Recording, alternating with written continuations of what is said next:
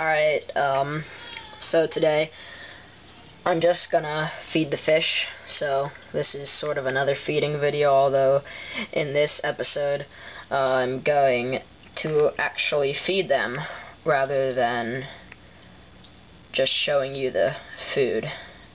Alright, so here we go. Let me get the food out.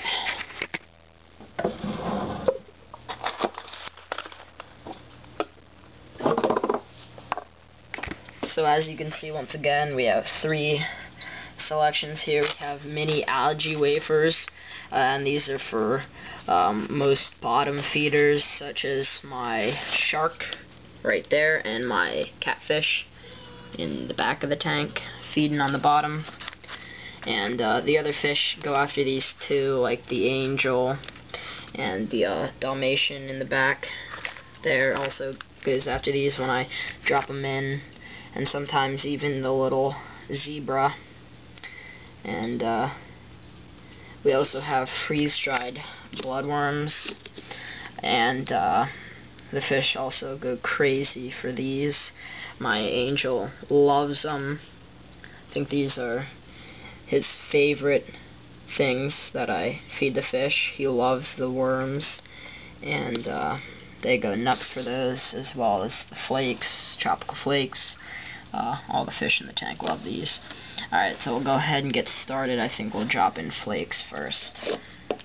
Alright, so I just slide that open, and this is going to be kind of hard to do with one hand, but I'm sure I can manage. Alright, so I usually just take a small little pinch, and I'll just sprinkle that on the top, and then go for them. I don't put a whole lot in, because I don't want to overfeed them. That's the flakes. Now we have bloodworms.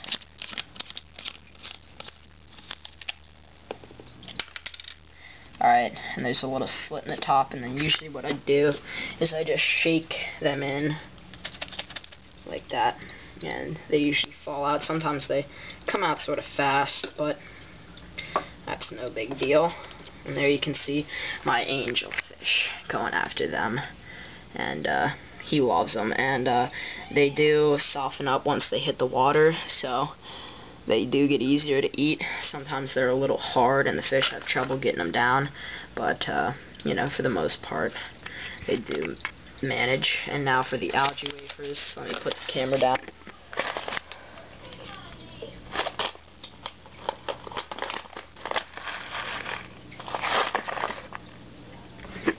I usually will put 2 in, 2 algae wafers, so we'll take 1, drop it in, and they do sink. And you can see the angel munching on it, and then we'll put 1 on this side too. I usually just put 2 on either side of the tank so the fish don't fight as much. And then you can see my molly just went after it, and my shark goes after him a lot. He loves the wafers, but I am starting to get really sick of my Dalmatian because he is so aggressive, especially when it comes to feeding. He chases away all the other fish. Right there you can see my shark munching on the algae wafer, and then he'll come over and chase him away, and it's really killing the mood in my tank, and it's, you know, really making me mad. So I'm going to try and take him out of the tank and put him in a bowl for the time being, just to kind of teach him a lesson and get him to stop. And then, you know, wherever this guy isn't, this guy will be. They hate each other. And there you see the shark going after it again. I might try and get him out of the tank and back to the pet store, but I don't know. I haven't really had any time to do that. I also might do the same for the angel. Not that I have any problems with the angel, it's just that he's getting really big for the 10-gallon.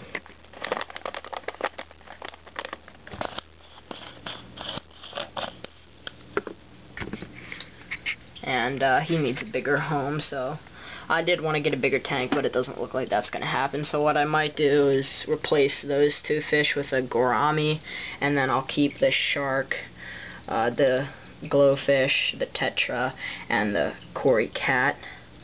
Who knows, I might even get another catfish, or maybe a sucker fish, but for now everyone's doing all good.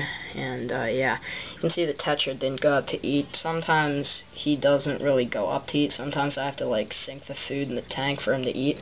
And there you can see he just ate a bloodworm, and he's munching it down. So he gets a little. He doesn't eat a whole lot, but he does eat. So that's it.